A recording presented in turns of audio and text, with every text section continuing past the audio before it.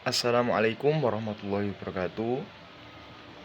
Saya perwakilan dari kelompok 4, yakni Ahmad Adam Fathurrahman, dan teman saya Zazkiah Fairuz Khaliza akan mempresentasikan tentang materi kurikulum pendidikan yang bertema prinsip pengembangan kurikulum meliputi efektivitas, efisiensi, kesinambungan, fleksibilitas, berpusat pada potensi, perkembangan, kebutuhan, dan kepentingan siswa dan lingkungannya, serta beragam dan terpadu.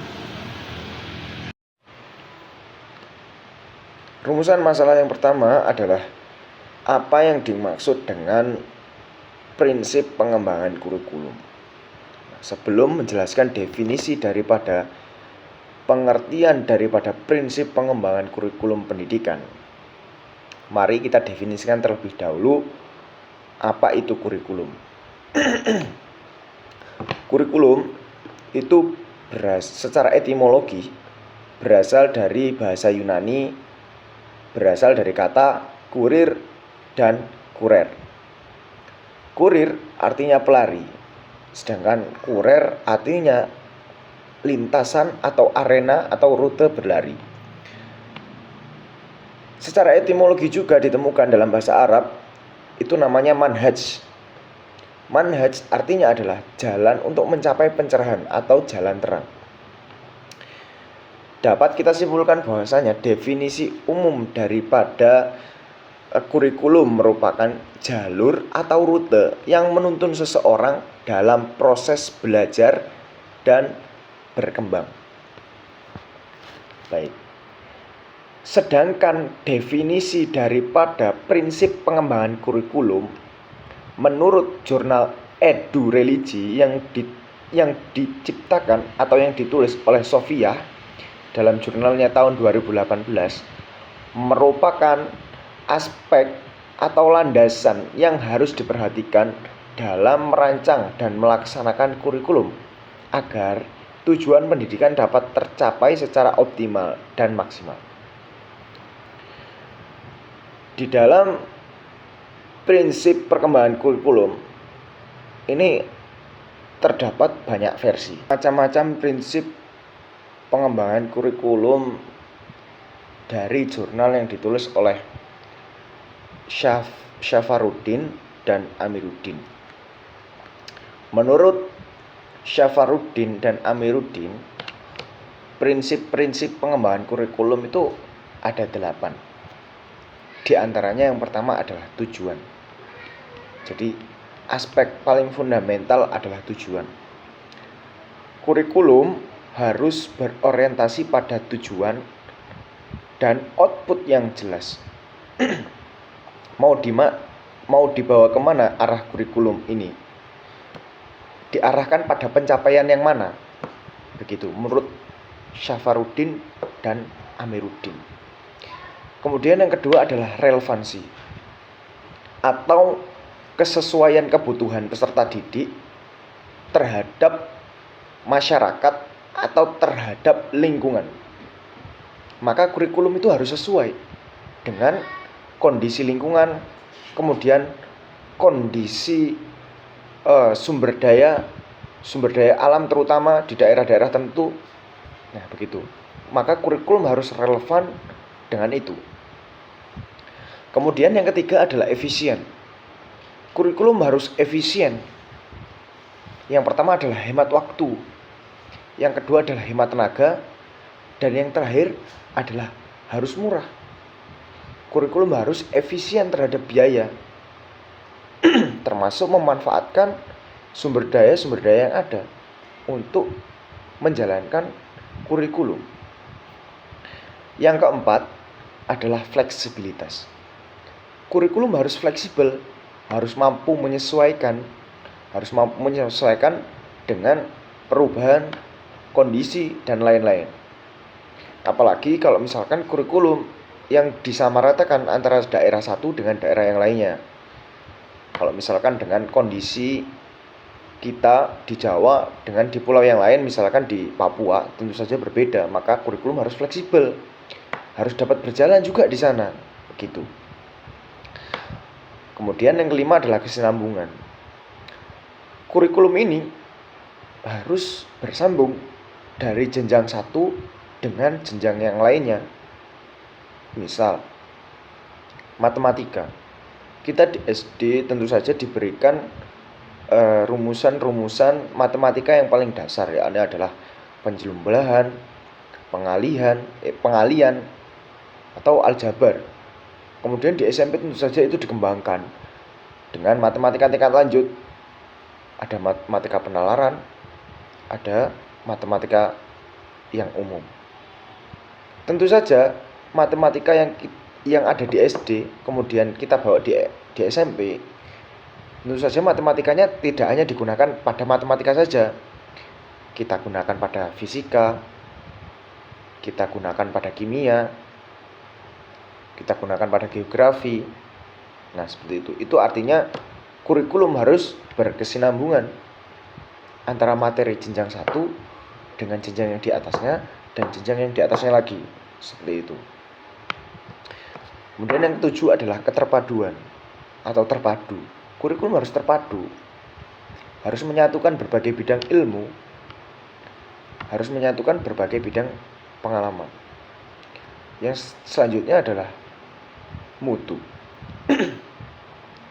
Kurikulum harus menjaga kualitasnya agar optimal. Jadi kurikulum ini perlu update, harus ada update, harus terjaga, harus bermutu seperti itu. Namun pembahasan kita saat ini adalah prinsip pengembangan kurikulum meliputi efektivitas, efisiensi, kesinambungan, fleksibilitas, berpusat pada potensi, perkembangan, kebutuhan, dan kepentingan siswa dan lingkungannya serta beragam dan terpadu. Yang pertama, prinsip efektivitas. Efektivitas artinya kurikulum dirancang secara sistematis dan diimplementasikan secara tepat, kemudian menghasilkan perubahan yang positif. Seharusnya seperti itu. Konsep efektif ini dibagi menjadi dua. Yang pertama adalah efektif untuk pedagoginya atau untuk gurunya, kemudian efektif untuk muridnya. Yang pertama, guru efektif. Guru harus efektif. Pertama, guru harus menguasai keterampilan mengajar. Yang kedua, guru harus menerapkan metode pengajaran yang tepat sesuai dengan jenjangnya misalkan. Kemudian memanfaatkan sarana pendukung atau pelatihan yang tepat. Kayak misalkan sarana pendukung misalkan proyektor, kemudian media digital dan lain-lain. Kemudian metode yang tepat. Guru harus menyesuaikan bagaimana siswa itu. Dan misalkan anak SD itu lebih senang dengan pembelajaran yang interaktif atau atraktif karena mereka masa-masanya dekat dengan masa-masa bermain gitu ya. Contohnya adalah behaviorisme, di mana siswa diberikan stimulus untuk menghasilkan respon.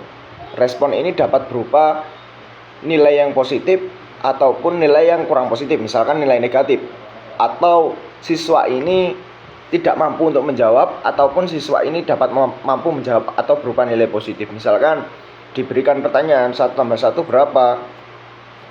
Ada yang menjawab 1, kemudian ada yang menjawab 2. Yang menjawab 1 tentu saja dia harus mendapatkan hadiah atau berupa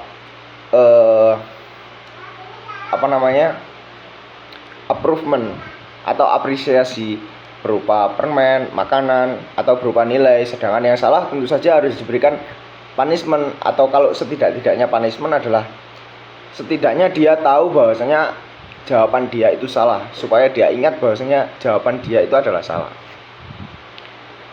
Kemudian siswa harus efektif. Siswa efektif ya tentu saja pembelajaran harus kondusif. Kemudian materinya juga harus sesuai dengan kemampuan dan kebutuhan siswa. Misalkan SD tentu saja tidak bisa materi yang diberikan adalah materi SMP. Seperti itu. Hasil daripada keefektifan daripada kurikulum adalah pertama, pengetahuan siswa, kemudian keterampilan siswa terbentuk, kemudian sikap siswa juga terbentuk. Selanjutnya adalah prinsip efisiensi. Prinsip efisiensi ini menekankan pelaksanaan yang praktis, hemat, dan realistis. Meliputi yang pertama adalah kemudahan pelaksanaan, kemudian biaya yang terjangkau, kemudian pemanfaatan sarana yang sederhana, kemudian metode dan teknik yang tepat. Yang pertama adalah kemudahan pelaksanaan. Kurikulum harus mudah diterapkan di setiap tempat, dimanapun, pada waktu apapun. Itu menunjukkan bahwasanya kurikulum itu efisien. Kemudian biaya yang terjangkau. Kurikulum tidak boleh membebani lembaga maupun peserta didik. Contohnya adalah proyek P5. Kalau P5 di salah satu sekolah yang ada di Genteng Banyuwangi, itu apabila tidak diikuti maka nilai P5-nya tidak terpenuhi. Karena nilai proyek P5 itu seharusnya tidak bisa dan sangat membebani peserta didik maupun orang tua. Proyek P5 ini di salah satu sekolahan itu harus dibanderol dengan biaya 1.500.000. Kalau tidak mengikuti itu tidak dapat memenuhi nilai P5. Apakah ini efisien? Tentu saja menurut saya tidak. Nah, ini adalah contoh kurikulum yang penerapannya tidak efisien. Kemudian pemanfaatan sarana yang sederhana. Tentu saja kurikulum harus menggunakan fasilitas yang ada secara optimal. Misalkan kalau ada proyektor ya harus dimanfaatkan proyektor itu. Lebih-lebih kalau ada yang lebih bagus, maka sumber daya guru dan siswanya harus memenuhi standar. Gurunya harus kompeten, gurunya harus paham bahwasanya ini adalah produk digitalisasi yang harus dimanfaatkan atau sarana prasarana yang harus dimanfaatkan secara maksimal dan optimal. Kemudian selanjutnya adalah metode dan teknik yang tepat. Metode harus dipilih agar proses belajar itu lancar, supaya mudah. Semua seperti yang saya contohkan tadi, misalkan behaviorisme. Kemudian daripada pokok efisiensi ini menghasilkan output positif apabila kurikulum yang efisien ini tercapai. Yang pertama adalah kurikulum tetap efektif dalam mencapai hasil belajar. Kemudian yang kedua adalah pendidikan berjalan sesuai kondisi nyata di lapangan. Kemudian yang ketiga adalah sumber daya yang digunakan secara hemat tanpa mengurangi kualitas belajar. Selanjutnya adalah prinsip kontinuitas atau prinsip kesinambungan. Nah, prinsip kesinambungan ini dibagi menjadi dua, yakni prinsip kesinambungan secara vertikal dan secara horizontal. Konsep prinsip kesinambungan atau kontinuitas secara vertikal ini dapat diartikan hubungan antara jenjang pendidikan antara satu dengan yang lainnya itu harus sinambung, harus berkesinambungan. Yakni adalah materi di tingkat lebih tinggi itu adalah pendalaman materi daripada materi yang ada di bawahnya atau yang jenjang yang lebih rendah. Jadi misalkan materi SMP harus mendalami materi yang telah dipelajari di SD. Begitu juga materi yang di SMA harusnya mendalami materi yang sudah diajarkan pada jenjang SMP. Selanjutnya adalah kontinuitas horizontal, ya, hubungan antara mata pelajaran dalam satu jenjang atau hubungan antara mata pelajaran satu dengan mata pelajaran yang lainnya. Setiap bidang studi harus saling melengkapi dan memperkuat pemahamannya masing-masing. Selanjutnya adalah fleksibilitas. Prinsip kurikulum yang paling penting salah satunya adalah fleksibilitas. Kurikulum harus lentur dan adaptif, tidak boleh kaku. Misalkan tentu saja kurikulum yang distandarisasikan di Jakarta dengan yang ada di Papua itu sama, namun pelaksanaannya ya belum tentu karena di sana fasilitas juga tidak mungkin memenuhi dan sama seperti yang di Jakarta. Maka kurikulum harus fleksibel bagaimana mengatasinya, begitu. Yang selanjutnya adalah bisa menyesuaikan kondisi nyata tanpa mengubah tujuan utama. Contohnya adalah Rencana awal menggunakan LCD atau proyektor. Namun di sana tidak ada, maka menggunakan apa? Ya harus menggunakan papan tulis terlebih dahulu, manual ataupun berupa gambar yang bisa digunakan berulang kali atau tidak hanya sekali pakai, misalkan begitu. Selanjutnya adalah kendala pada listrik. Ya lagi-lagi harus menggunakan manual. Kalau tidak ada listrik ya harus manual. Itu salah satunya fleksibel. Kalau tidak ada LCD ya maka menggunakan yang lain. Seperti itu adalah contoh fleksibilitas. Ganti medianya yang lebih sederhana, misalkan papan tulis, gambar, atau yang lain lah yang dapat digunakan dengan output yang kiranya itu sama. Yang penting pembelajaran tetap berjalan, tujuan pembelajaran itu tercapai.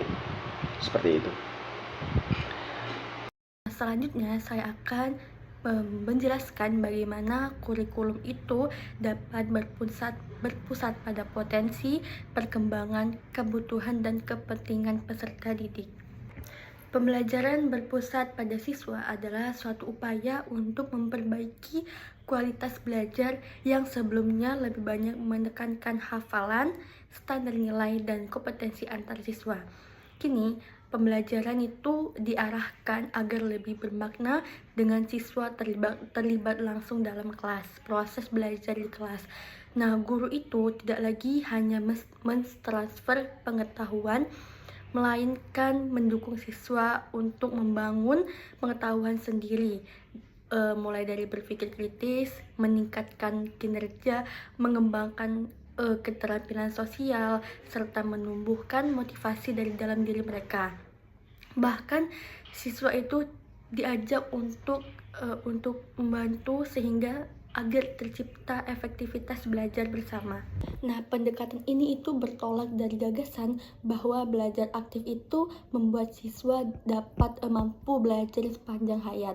Dengan cara ini, pendidikan tidak hanya meningkatkan kualitas pembelajaran di sekolah, tetapi juga membentuk individu dari seorang anak agar anak itu lebih orisinal, lebih kreatif, dan belajar sesuai minat serta kebutuhannya. Nah, dukungan terhadap pembelajaran berpusat pada siswa dan keluarga itu ditegaskan dalam kebijakan pendidikan seperti Peraturan Menteri Pendidikan dan Kebudayaan tahun 2013 yang dimana di dalamnya dijelaskan bahwa pendidikan itu harus berlandaskan pada kreativitas, kesenangan, tantangan, dan juga mencakup nilai-nilai seperti etika, estetika, logika.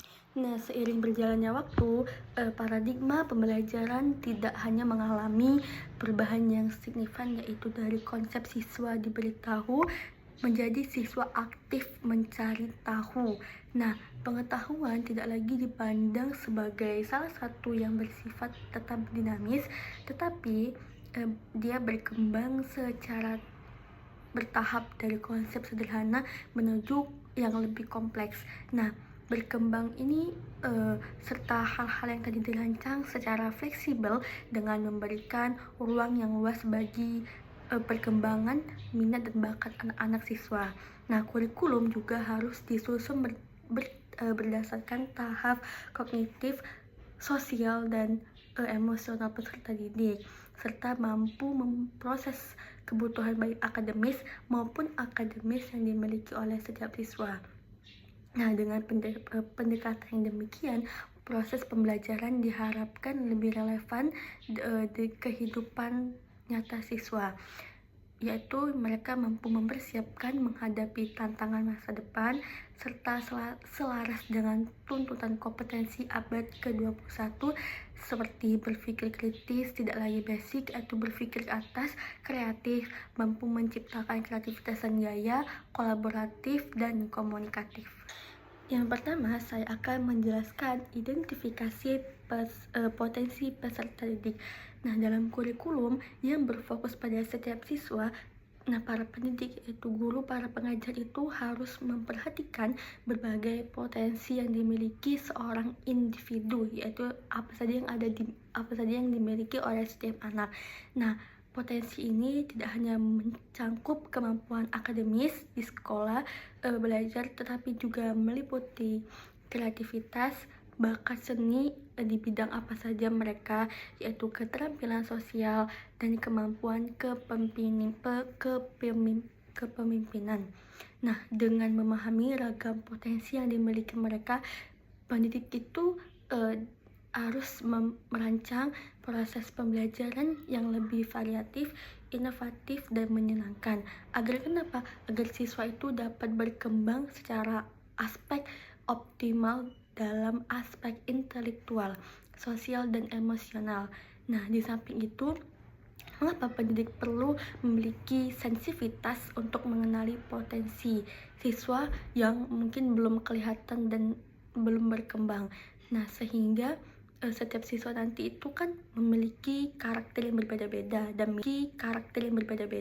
minat yang berbeda-beda, kemampuan setiap individu yang bervariasi. Nah, sehingga diperlukan metode pembelajaran yang mengaku keberagaman tersebut. Jadi guru itu diharapkan mengembangkan pandangan yang lebih positif, inovatif, kreativitas kreatif yang positif terhadap siswa, yang memberikan kesempatan yang sama untuk menunjukkan serta mengembangkan potensi yang ada pada dalam diri mereka. Nah, pendekatan ini itu bisa mendorong terciptanya proses pembelajaran yang lebih manusiawi. Nah, mendukung dan konstruktif. Dalam pendekatan sekolah yang ramah anak, proses pembelajaran juga harus menyiapkan ruang bagi anak yang aktif terlibat dalam kegiatan belajar mengajar. Jadi pembelajaran itu tidak hanya berfokus pada penyampaian yang dikasih oleh pemateri atau dikasih oleh guru, tetapi juga kita harus mengajak anak untuk berpartisipasi secara aktif melalui diskusi, berpikir kritis, atau saling adu argumen atau saling kasih argumen seperti kerja kelompok dan kreatif yang lainnya. Dengan cara ini siswa bukan hanya sekedar menerima dari informasi guru, tetapi aktor dalam pengembangan dan pengetahuan.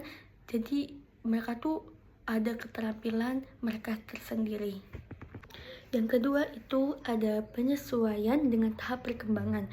Nah, penyesuaian terhadap tahap perkembangan adalah suatu proses penyelarasan kegiatan belajar mengajar dengan tingkat kemajuan siswa. Nah, baik dalam aspek ini, aspek dalam fisik, pikiran, perasaan, maupun interaksi sosial. Nah, setiap orang itu pasti melewati perkembangan dan fase bertahap dari masa anak-anak hingga dewasa, dan ini menjadikan kebutuhan, kemampuan, dan gaya belajar mereka di setiap perkembangan dan setiap fase di usia mereka. Nah, karena itu pendidikan harus memperhatikan tahap perkembangan agar proses belajar mengajar itu berlangsung dengan baik dan sesuai dengan kemampuan siswa. Proses perkembangan partisipasi ini itu juga bisa meningkatkan siswa dalam kepercayaan diri, yaitu dengan mereka kerja kelompok, bersosialisasi, beradu argumen tadi, mereka tuh lebih percaya diri untuk melakukan sesuatu apa yang mereka ingin dan mereka katakan. Nah, kreativitas mereka itu menambah kreativitas dan lebih inovatif tadi, dan kemampuan berpikir kritis siswa. Nah, selanjutnya pengenalan potensi juga itu membantu pendidik dalam menyesuaikan strategi proses yang sesuai dengan kebutuhan serta perkembangan anak. Jika karakteristik dan anak tadi berpotensi siswa dipahami dengan baik, maka materi dan metode yang diajarkan itu bisa diubah dengan baik. Jadi sehingga proses belajar mengajar tadi lebih efisien dan lebih baik lagi. Nah, pada akhirnya akan mendukung siswa mencapai perkembangan yang maksimal dan menciptakan lingkungan belajar yang baik. Nah, yaitu ini dapat mendukung perkembangan dan pertumbuhan anak secara menyeluruh. Yang ketiga, saya akan menjelaskan mengapa kita harus memenuhi kebutuhan peserta didik. Nah, kebutuhan peserta didik itu adalah salah satu tujuan penting dalam pendidikan, karena setiap siswa itu memiliki sifat, kemampuan yang berbeda-beda, minat, dan cara belajar mereka yang bervariasi. Nah, karena ini guru harus mengatur pembelajaran yang bisa mengakomodasi perbedaan tersebut. Supaya kenapa? Supaya mereka semua tuh bisa berkembang dan bersosialisasi dengan baik. Nah, jurnal setelah kami tulis ini itu menjelaskan bahwa strategi pembelajaran yang berbeda-beda adalah salah satu cara yang bisa diterapkan dari pengajar untuk memenuhi kebutuhan belajar peserta didik, pembelajar siswa. Nah, hal ini itu dapat dilakukan dengan menyesuaikan pengajaran berdasarkan minat tingkat persiapan belajar. Nah, serta cara belajar setiap siswa atau individu itu juga berkaitan dengan seberapa baik siswa dapat menangkap isi pembelajaran. Selanjutnya, saya akan menjelaskan memperhatikan kepentingan dan minat siswa. Nah, mengapa minat itu sangat penting? Karena minat adalah salah satu faktor kunci dalam keberhasilan belajar. Ketika siswa memiliki minat pada suatu mata pelajaran misalnya, jadi mereka tuh jadi lebih fokus, tetapi juga menikmati proses mata pelajaran tersebut. Nah, minat itu membuat otak lebih menerima informasi, sehingga pemahaman menjadi lebih cepat dan mendalam, lebih mudah untuk meresap. Selain itu, rasa suka yang tumbuh dari minat akan mendorong siswa untuk aktif belajar. Nah, belajar mandiri, bahkan dia itu menambah wawasan atau belajar lagi tambahan di luar kelas. Nah, apa sebaliknya jika tanpa minat atau tanpa yang ada tidak mereka sukai, yaitu belajar itu bisa menghambat, terasa seperti beban. Nah, jadi siswa tuh cenderung lebih bosan, lebih sulit berkonsentrasi, dan belajar pun kurang optimal dikarenakan tidak minat. Nah, itulah mengapa peran guru itu dan lingkungan perlu menciptakan suasana belajar yang nyaman, yang baik, yang menarik, yang relevan dengan kehidupan siswa, serta memberi ruang bagi mereka untuk mengeksplorasi hal-hal yang mereka sukai agar mereka tidak mundur dan tidak mudah merasa bosan. Karena siswa itu tertarik pada suatu materi yang mereka akan rajin dan mencari informasi, bertanya, dan berusaha untuk memahami pelajaran yang lebih mendalam. Nah, di samping itu, minat dalam belajar itu dapat memperbaiki konsentrasi siswa dalam mengikuti proses belajar mengajar. Siswa yang memiliki minat yang sangat tinggi itu cenderung lebih perhatian, lebih aktif dalam diskusi, dan lebih serius dalam bertanya dan menyelesaikan tugas yang diberikan. Nah, tentu akan memberikan pengaruh positif terhadap hasil belajar mereka. Jika hasil mereka puas, maka itu akan membuat mereka lebih puas karena mereka yang melakukannya.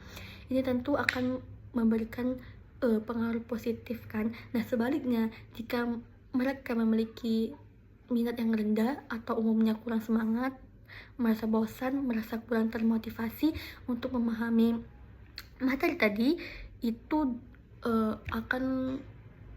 mereka tuh akan kurang termotivasi untuk memahami materi pembelajaran.